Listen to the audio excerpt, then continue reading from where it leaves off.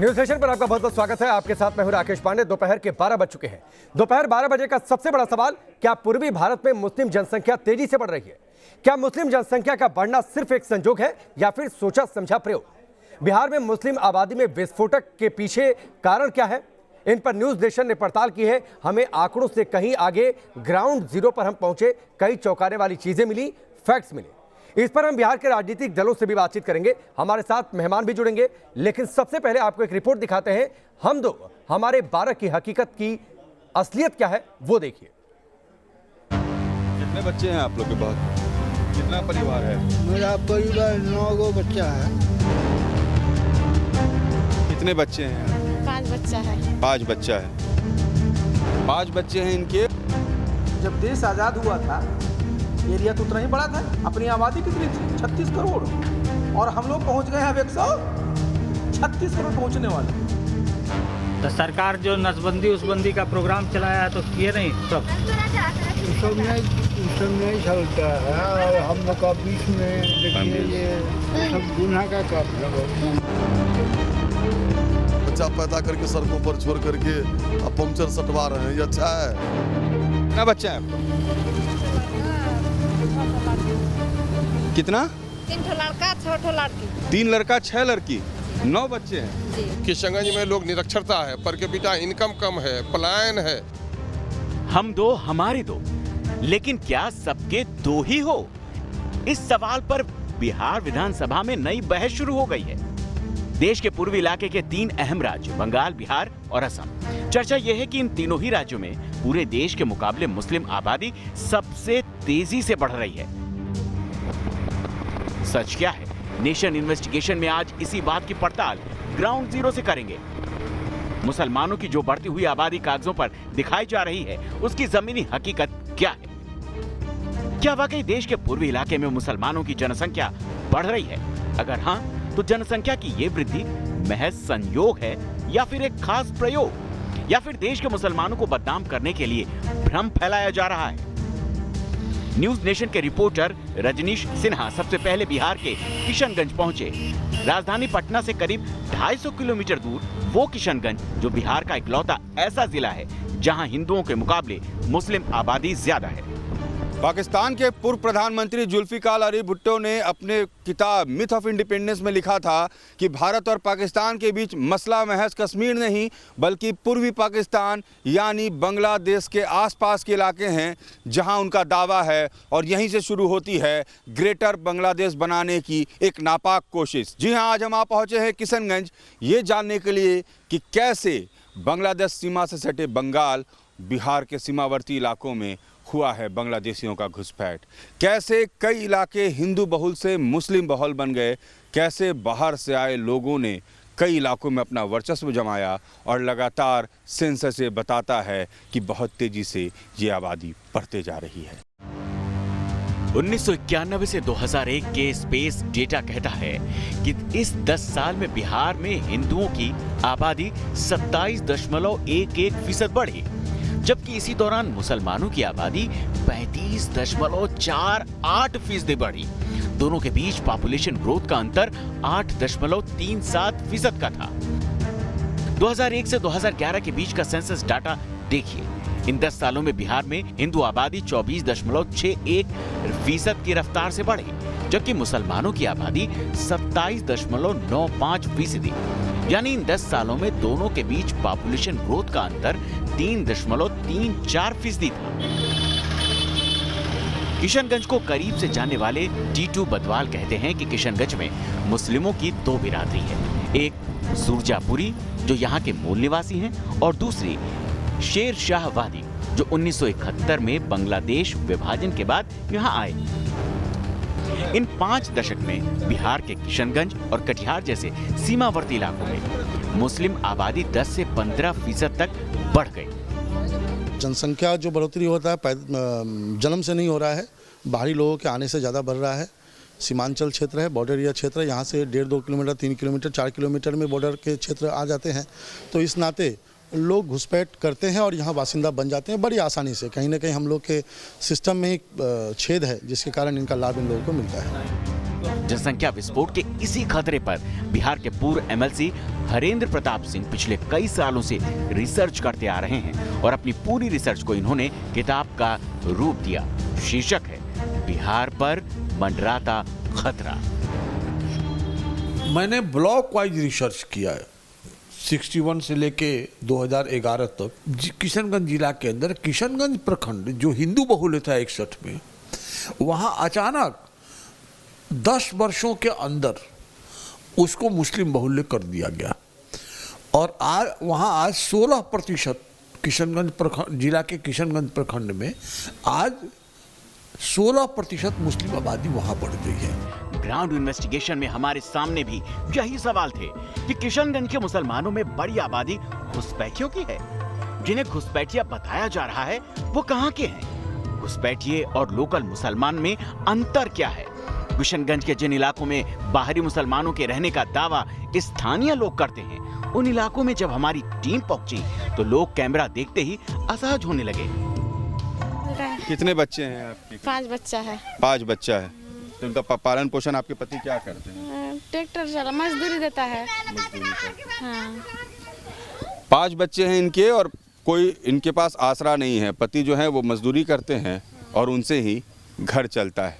तो अमूमन परेशानी ये है कि हर घर में 9 बच्चे, 5 बच्चे, 7 बच्चे हैं, लेकिन इनके पास कोई आसरा जीने का नहीं है।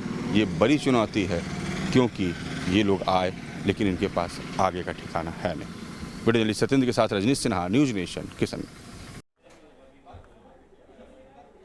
ये रिपोर्ट आपने देखी। जो मेहमान हमारे साथ जुड़े हैं उनका परिचय सबसे पहले आपसे करवा देते हैं। इशाक आलम हमारे साथ जुड़े हैं जो कि जिला अध्यक्ष हैं AIMIM के किशनगंज से।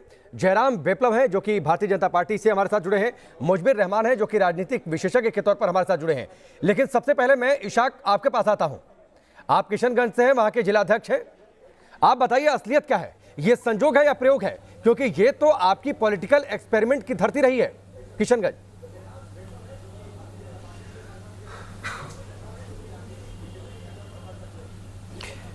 देखिए, ये जो माहौल क्रिएट किया जा रहा है भारतीय जनता पार्टी के लोगों के द्वारा, ये बिल्कुल गलत है। आज़ादी के बाद से आप आज तक का आंकड़ा उलट करके देख लीजिए। जब भारत आज़ाद हुआ था उस समय का आप जो है जनसंख्या का आंकड़ा देख लीजिए, वोटर लिस्ट निकाल लीजिए। वोटर लिस्ट में उस समय मुसलमानों की आबादी किशनगंज ज़िले में 90% थी और आज आज़ादी के 74 साल के बाद मुसलमानों की आबादी 69% सिर्फ रह गई और 31% यहाँ हिंदू बिरादरी के लोग हैं। मैं हिंदू मुस्लिम में कोई भी भेदभाव नहीं करना चाहता। मैं इस लहजे में देखना ही नहीं चाहता कि हिंदू के आबादी बढ़ रही है या मुसलमानों की आबादी बढ़ रही है। भाजपा के लोगों के द्वारा हमेशा से ये कोशिश की जाती है कि हिंदू मुसलमानों के नाम पे देश को बांट करके राजनीति की जाए। ऑल इंडिया मजलिस इत्तेहादुल मुस्लिमीन मुस्लिम से जुड़ी हुई पार्टी नाम सिर्फ है, लेकिन हम जो बात करते हैं वो दलित और पिछड़ों की बात करते हैं। हम सिर्फ मुसलमानों की बात नहीं करते हैं। मैं आपको ये बता देना चाहता हूं कि आजादी के बाद से सवाल था और अभी तक का आंकड़ा आप आइए लेकर के मेरे पास इंटरप्ट नहीं और किया। बैठ करके आप आपने बताइए। बीजेपी पर जो आरोप लगाया जयराम उसका जवाब देंगे, लेकिन मुझे लगता है कि जो रिपोर्ट हमने आपको दिखाई, जो रजनीश हमारे सहयोगी वहां पर पहुंचे हुए थे, जो सेंसस का आंकड़ा हमने आपको दिखाया, उन आंकड़ों पर शायद आपने गौर नहीं किया।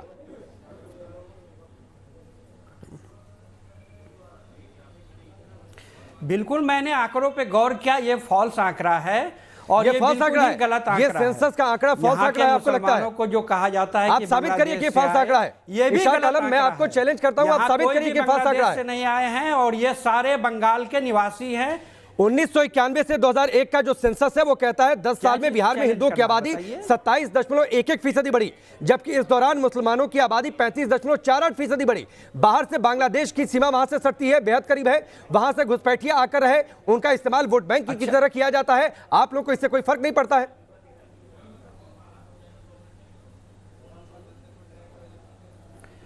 बिल्कुल बिल्कुल बिल्कुल, ये बिल्कुल गलत है और ये भारतीय जनता पार्टी की राजनीति है। यहाँ हमेशा से हिंदू मुसलमानों के नाम पे लड़ा करके वोट लेने का काम करती है।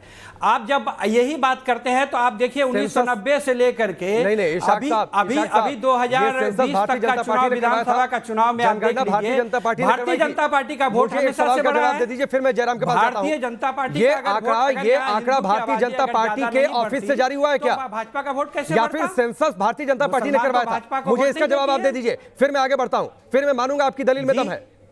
ये जनसंख्या जनगणना भारतीय जनता पार्टी ने करवाई थी क्या? जो आंकड़े मैंने आपको दिए, क्या चीज? जो आंकड़े हमने रिपोर्ट में दिखाए, जो आंकड़े हमने आपको दिए, और रजनीश वहां पर जाते हैं, एक एक परिवार में 7-7 बच्चे हैं, ये भारतीय जनता पार्टी ने करवाए ये आंकड़े? नहीं, ऐसा देखिए, ऐसा अगर रजनीश जी से आप कहिए मेरे साथ चलेंगे, हम हिंदू मुसलमान दोनों बस्तियों में ले चलेंगे। आबादी जो है वो जाहिर लोगों में है, जहां पढ़े लिखे कम हैं, जहां अशिक्षा है। क्योंकि हमारा ये सीमांचल इलाका आजादी के 74 साल के बाद भी आज हम हिंदुस्तान के नक्शे पे सबसे इनकी मान ले तो ये सेंसस भी आप लोगों ने करवाया था, सब कुछ आप लोगों ने करवाया। जवाब दीजिए, दोषी कौन है? देखिए, आपने सेंसस की पूरी जानकारी इनको बताई और साथ ही मैं भी जानकारी में कुछ ऐड ऑन कर देता हूँ। देश की जो वार्षिक जनसंख्या दर है वो है 2.57% और किशनगंज का पर्टिकुलर बात करें तो वो 4.60% है। एक दशक में बिहार की जो जनसंख्या है वो 25% का वृद्धि दर है उसमें, जबकि किशनगंज में पिछले एक दशक की जनसंख्या में 30% से अधिक की वृद्धि है। ये सारी चीजें स्पष्ट है और इनको तो भारतीय जनता पार्टी और अपनी राजनीति ही दिखाई पड़ती है, देश इनको दिखाई नहीं पड़ता, इनको मानवता का ख्याल नहीं है। ये बांग्लादेश से आने वाले घुसपैठियों की उसी विचारधारा के पोषक हैं, उसी को आगे बढ़ाना चाहते हैं, जो ये अल्लाह के नाम पर, धर्म के नाम पर, मजहब के नाम पर अधिक से अधिक जनसंख्या विस्फोट करने की उनकी रणनीति है। ताकि जिस जुल्फिकार अली भुट्टो के स्वप्न का जिक्र रजनीश जी ने किया, उनका सपना तो ग्रेटर बांग्लादेश बनाने का था। ग्रेटर पाकिस्तान, ग्रेटर बांग्लादेश, जनसंख्या बढ़ाओ और संसाधनों पर कब्जा करो और फिर राजनीतिक आंकड़ों को अपने घुटनों पर ला दो ताकि राजनीतिक समर्थन आपको मिले। और यही तो वोट बैंक की पॉलिटिक्स है। जयराम विप्लव, बिहार तक, बंगाल, केंद्र में किसकी सरकार है? आपकी सरकार है। राज्य में आप भी सरकार के सहयोगी हैं।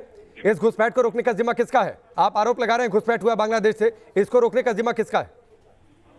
राकेश जी, ये आज तो हुआ नहीं ना कि आज ही बस 2020, 21, 14 से ही हुआ, ये पिछले 70 वर्षों का परिणाम है। अरे 15 साल का बताइए ना, 15 साल में आपने इसे रोक दिया पूरी तरीके से बिहार में। उसको दुरुस्त करने का काम पिछले 10 सालों में आपने केंद्र से पूरी तरीके से अपने पावर वहां पर लगा दी। क्या इन 10 और 15 सालों में कोई घुसपैठ नहीं हुआ? राकेश जी सुनिए ना, सिस्टम को दुरुस्त करना है ना, हम लोग मिलकर के काम कर रहे हैं। अभी असम का धुबरी बॉर्डर जो है वहां पर नया प्रयोग शुरू हुआ है। ठीक है, ठीक है, चलिए, अब वही तो चर्चा है। मुजबिर रहमान, जरा बताइए, ये प्रयोग है, संजोग है या क्या है? पहले तो मैं आपकी इस थ्योरी का खंडन करता हूं जो आपने कहा कि जो हिंदू हैं वो तो देशवासी हैं और जो मुसलमान हैं वो देशवासी नहीं हैं। जो आप ये जो पर्सपेक्टिव से आप देख रहे हैं देश की जनसंख्या को, हिंदू नहीं, ये किसने कहा? ये किसने कहा? पहले देश आप डिबेट ही इस चीज की है कि हिंदू कितने हैं, मुसलमान कितने हैं, हम कहते हैं नागरिक कितने हैं। नहीं, आप उन नागरिकों में ये भी देखिए ना कि घुसपैठिए कहाँ से आ गए। घुसपैठिए की जिम्मेदारी 56 इंची से पूछिए ना, जो कहते थे कि सीमाएं सुरक्षित नहीं है, 7 साल होने को आ गए सीमा। नहीं, तो हमारी स्टोरी पर सवाल मत उठाइए ना, हमने स्टोरी ग्राउंड जीरो पर जाकर की है। मुजबिर रहमान, मैं इसीलिए कहता हूं जब आप डिबेट के दौरान जुड़िए तो जो ओपनिंग है और जो हमने रिपोर्ट दिखाई उसे जरा ध्यान से देखा करिए और समझा करिए, उसे जरा ध्यान से देखा करिए और समझा करिए, फिर उसके बाद स्टोरी पर सवाल उठाइए। आप बात सुन लीजिए, जनता का सारा पैसा चूस लिया गया, जेबें खाली हो गई, उसके बाद भी सीमाएं सुरक्षित नहीं है। जयराम जी की जो गंदी सोच है, इनकी पार्टी की जो गंदी सोच है वो निकल के सामने आ गई यहाँ पर। उस गंदी सोच को साफ करिए जो मानवता के इनके नेता कहते हैं कि 5-5 बच्चे करिए, 20-20 करिए, और जय श्री राम के नारे लगा के आग लगा दीजिए, जय श्री राम के लोगों को मारिए। बच्चे सब कम्युनिटी में पैदा होते हैं। लालू जी से जरा पूछिए, जयराम जी जरा लालू यादव से पूछा जाए कि लालू यादव जी के कितने बच्चे हैं। आतंकवादी हमले हो रहे हैं, हिंदू मुस्लिम पे मत आइए जयराम जी। देश को एक में देखिए। नहीं, ये एक तो डिबेट को डिग्रेड मत करिए, नहीं डिट्रैक्ट मत करिए, एक तो डिट्रैक्ट मत करिए। ईशान आपसे भी कह रहा हूँ और मुझे भी रहमान आपसे भी कह रहा हूँ, यहाँ लालू यादव पर चर्चा नहीं हो रही है, मुखबिर थे। यहाँ लालू यादव पर चर्चा नहीं हो रही है, ठीक है, अंग्रेजों के मुखबिर थे ये, ठीक है, नहीं ठीक है, चलिए आपसी लड़ाई नहीं, एक ब्रेक का वक्त हो गया है। मुजबिर रहमान साहब, आप सवाल उठाने से पहले अगर आप स्टोरी देख लिए होते ना तो शायद आपके ये सवाल राजनीति से प्रेरित नहीं होते। रुकेंगे ब्रेक के लिए, जल्द वापस लौटते हैं।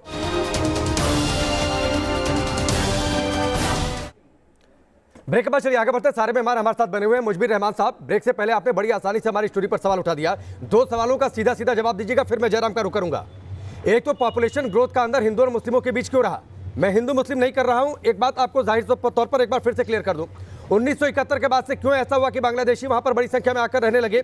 इसके साथ ही ऐसा क्यों होता है, अगर सब कुछ सही है, हमारे सहयोगी वहां पर कैमरा लेकर पहुंचते हैं, कैमरा देखकर लोग भागने लगते हैं, असहज होने लगते हैं? इसलिए रहा कि जब 1971 में इंदिरा गांधी ने बांग्लादेश के ऊपर अटैक किया और बांग्लादेश को आजाद किया, वो जब पूर्वी पाकिस्तान था, तो एक बहुत सारी आबादी को हिंदुस्तान में जगह दी रहने के लिए, जो वहाँ की मतलब वो हिंदुस्तान के नहीं है ना, सुन लीजिए, मतलब वो हिंदुस्तान के नागरिक नहीं है ना, शरणार्थी है ना, मानिए अगर है तो शरण उन्होंने लिया है, हिंदुस्तान के नागरिक नहीं है ना, जो आप थोड़ी देर पहले नागरिकता की बातचीत कर रहे थे। उनको कहा गया कि आप हमारे साथ रहेंगे। मुजबिर रहमान साहब, नहीं, आपने कहा बांग्लादेश से आए, मतलब वो बांग्लादेशी हैं, आप मान रहे हैं बांग्लादेशी है वो, आप मान रहे हैं उन्हें शरण दी गई थी, आप मान रहे हैं वो हिंदुस्तान के नागरिक नहीं है, आपने खुद अभी बोला। बोलने दीजिए, नहीं उनको बिल्कुल उनको इन्विटेशन दिया गया, उनको बुलाया गया कि आप हमारा साथ दो, हम आपको हिंदुस्तान के अंदर रखेंगे, इवन वहाँ की एयरफोर्स को हिंदुस्तान में, दिल्ली में, और फिर उनका इस्तेमाल, और फिर आपका इस्तेमाल हम वोट बैंक के लिए करेंगे, वोट तो और फिर अलग अलग पार्टियां उनका इस्तेमाल वोट बैंक के लिए करेंगी। मुसलमान के वोट बैंक से क्या दिक्कत है आपको? मुसलमान के वोट से क्या दिक्कत है? नहीं, हमें दिक्कत नहीं है भाई, नहीं मुजबिर रहमान साहब, हम पॉलिटिकल पार्टी नहीं है, हमें क्या दिक्कत होगी? आप ही लोग इस्तेमाल करते हैं, इसीलिए जाकर चुनिंदा जगहों पर आपकी पार्टी अपने उम्मीदवार खड़े करती है, इसीलिए चुनिंदा जगहों पर आपकी पार्टी उम्मीदवार खड़े करती है और उसी हिसाब से बयान आप लोग देते हैं। जयराम आ जाइए। जयराम, अब तो इन्होंने मान लिया, ठीक है रुक जाइए, ठीक है मुजबिर रहमान साहब, आपने खुद बोला बांग्लादेश से आए हुए लोग हैं, मुजबिर रहमान साहब बांग्लादेशी हैं वो। जयराम देखिए राकेश जी, सबसे पहले तो आपका पिछला जो सवाल था, बस एक लाइन में उस पर उत्तर मैं दे देता हूँ। कुछ आंकड़े मैं बता रहा हूँ, 2018 में 1611, 2019 में 2175 और 2020 में 3060 बांग्लादेशी घुसपैठियों को इसी बॉर्डर से गिरफ्तार किया गया था। कि ये सारी हकीकत है और हमारी जो सुरक्षा बल है वो चुस्ती से मुस्तैदी से काम कर रही है। जो कुछ आज परिणाम दिखाई पड़ रहा है ये पिछले काफी वर्षों की लापरवाही का है। और दूसरी चीज, ये भाई साहब अभी कह रहे थे कि उनको बुलाया गया, उनको शरण दिया गया, उनको रखा गया। भाई साहब आज आप उनकी हिमायत कर रहे हैं, वकालत कर रहे हैं, लेकिन अभी कुछ दिनों पहले पिछले वर्ष की बात है, जब सरकार ने धार्मिक रूप से प्रताड़ित हिंदुओं को जब शरणार्थियों को जब यहाँ नागरिकता देने की बात, ठीक है जयराम जी, थोड़ी सी तो कैसे आप बिलबिला रहे थे? ठीक है, और अभी आपसे थोड़ी सी वक्त की कमी है चर्चा में और आगे लेकर जाता हूँ। मुजबिर रहमान साहब बहुत बहुत शुक्रिया। वक्त की थोड़ी सी कमी है, माफी के साथ वक्त की थोड़ी सी कमी है। हकीकत यह है कि हर कोई अपने वोट बैंक का इस्तेमाल कर रहा है। वक्त यहाँ पर ब्रेक का, जल्द वापस लौटते हैं।